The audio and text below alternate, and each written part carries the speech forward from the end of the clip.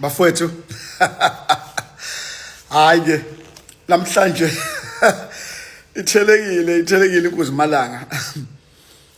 Uminister Senzo Mchunu uthelekile namhlanje futhi uhambe wayogqirha ngoba sonke siyambona ukuthi useqhamuka usehamba no advocate iNkuzimalanga ke yika advocate leya advocate Ngcuka bani uNgcuka Baco Ngcuka Bacoki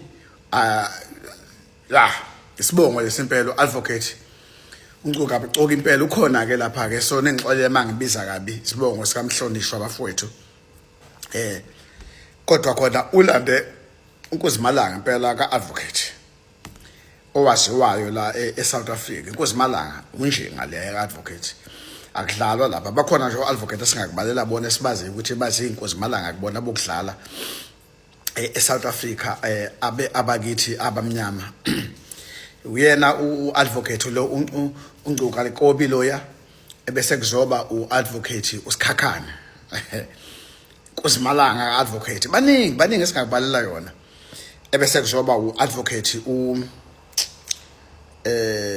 ubani lo baba lo isibongo sakhe nangu baba lo advocate ojwayele ukulokhuza kakhulu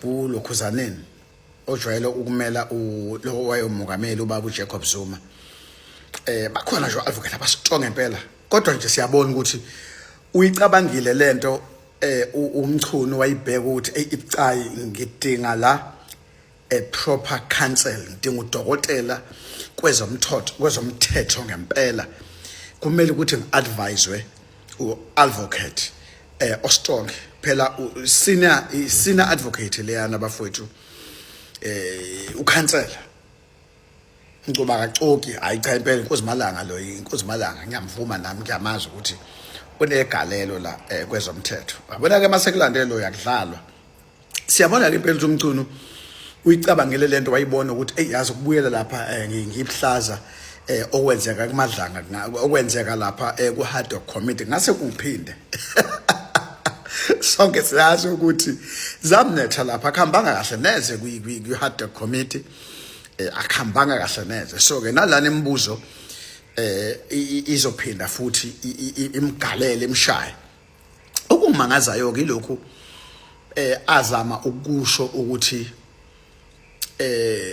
ukuthi no akakaze abe nawo amacala ecorruption noma suspect ngecorruption uyachaza futhi ukuthi namhlanje akeze ukukhuluma ngendaba yokusebenza kwezamaphoyisa all police force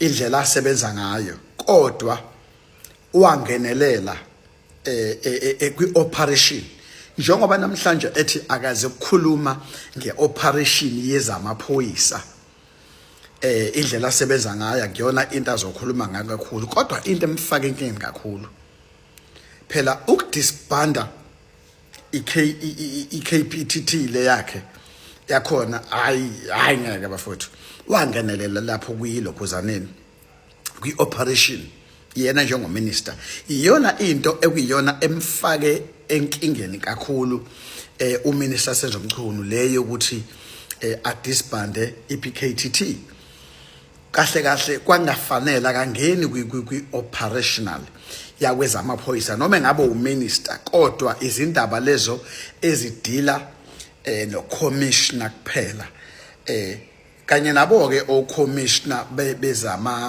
bezamaphoyisa such as abo General Mkhwanazi kanjalo ngokwama province kodwa yena kwaxambukela iqinisile lo nje bafowethu elimsulu manje useqala manje usethakeza ukukhuluma ngeoperational kodwa yini yamfaka inkingeni uma ethakeza ukukhuluma ngeoperational but wakwazi nje ukuthi asayine incwadi yokudisbanda iPKTT njani ngoba waseqambukela kwi-operational iyona into okuyiyona emfake enkingeni kakhulu kodwa manje uthi akeze ukufuna ukukhuluma ngayo yini azokhuluma ngayo mangeze ukukhuluma ngo-operational because ukusayina lencwadi ayisayina yena kwakusho ukuthi usekhethe ukuthi useyangenelela kwi-operational yamaphoyisa. Iyona nto ke engibona ukuthi yamfaka kakhulu umhlonishwa uMacengwane.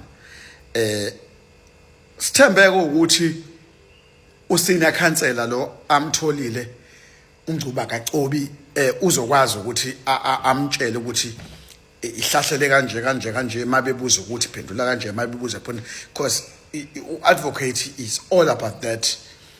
Sibonile ukuthi impela ulande uadvocate oyinjinga kwezomthetho mhlambe futhi onohlonze kakhulu kwi wisdom nje law yabo. So ke sicabanga ukuthi nami ngiyabona cha engathi uyimisela ukuthi aphendule ngokweqiniso. So uzozama ukuzotwist noma singazi ukuthi zikhona izinto ezomdinga advocate lana kuMadlanga ukuthi ayiphendule yena, but ekugcineni kosuku I don't think so. Lana kudinga ukuthi kuphendule yena umsolo aphela. Engaba khona nje ummeli wakhe lapha ahlale ngemuva uadvocate uNgcuka kaCobi alalele, and then mhlambe bese kuyiwa endlini yangasese noma kwi break ebesemtshela ukuthi hayila bekufuneka bebekubuza kanje mabethi kahle ngathi ngicabanga uzomnikeza amathiphu. Yilokho engicabanga ngoba njengamanje bonke bazobuza kuyena imibuzo. Into engicabanga ukuthi kwakufuneke nakwi Haddock kwakufuneke umhlonishwa umchunu enze kanjalo, kwakufuneke athole a proper senior counsel, kwakufuneka ahambe nayo i-senior counsel, not le yanto eyenzeka because umuntu owuminister bafowethu i-dignity yakhe i-high nangokuhlonishwa i-high. Sikhuluma lana ngomuntu oyiminister currently yamaphoyisa noma esamisiwe. Kwakufuneka acabange kusese early ukuthi akahambe naye u-advocacy amluleke amsize. Ungabe yonke that mess up mhlambe ayenzakalanga ngoba really angifuni uqamanga wamess up uHaddock, and okungenzeka futhi lapha kuMadlanga baphethe some of the record from kuHaddock izinto azisho lapha ngoba kuzothiwa cha wena kade uphendula lapha eParliament uthe manje la usuthi yabo. So izinto efuneke sisibheke lezo usazo questionwa lapha, and khona abanye advocate futhi abazom question bese kuba ama judge azom question. Sithembeke Macengwane athi kuzohamba kahle this time and you're not going to mess up, you're not going to waste your time. Mina selokho ngasho nje ngathi ugithi mhlonishwa wami ayikabi because you did sign a letter to disband uphiko lwezamaphoyisa ongahlangane nalo. Kwangumele ungamele usayini. Nanokuthi ke yini eyakufakela uMacengwane ipressure kangaka ukuze aze asayine incwadi yokudisbanda lolu phiko lwezamaphoyisa okuyilona abafowethu kufanele ngabe liya expanda kakhulu kulobugebengu esibhekene nalo kangaka. Yena ubona ingcono disbandwe ilona sisebenza ngempela kahle. Lolu phiko lusebenza even ngaphezulu ama-hawks nje mina ngiwabona nje ayi waste of time, yona ayi waste of time, kodwa lolu phiko lusebenza ngaphe kwama-hawks lufast ngayo yonke into. So ke sizoza ke namhlanje ukuthi uqhubeka uthini uNkosi Malanga umhlonishwa uMacengwane. Siyabonga sazolalela ke sizwe ukuthi uthini silalele. Bengisaku-highlighta nje ukuze ukuthi nani ngethi ukhuluma ukuthi ake zokukhuluma kakhulu nge-operational, kodwa kuyikhona ukumfaka enkingeni ukuthi waxabukela kwi-operational entweni okwakufuneke ihandlisho commissioner wamaphoyisa not yena yabo. So yonke into kwakufuneka ayikhulume noKhumalo, ayikhulume noMkhwanazi, ayikhulume noMasimula, not yena. So ke isimfaka enkingeni sekusekugcineni lapho khona sethi akeze ukukhuluma ngeye-operational. Into engizwa namhlanje mayiseyisho lapha kuMadlanga ukuthi akeze ukukhuluma ukuthi amaphoyisa asebenza kanjani kwenzakalani, but lapha na kwi-Haddock wakhuluma ukuthi hayi imali i-budget and whatever. So I think he was still out of order. Ake sikuzwe ukuthi uzothini ke insizwa yakithi, kodwa nje hayi kuyakubhedela kushubile isixhaphazile. Thank you.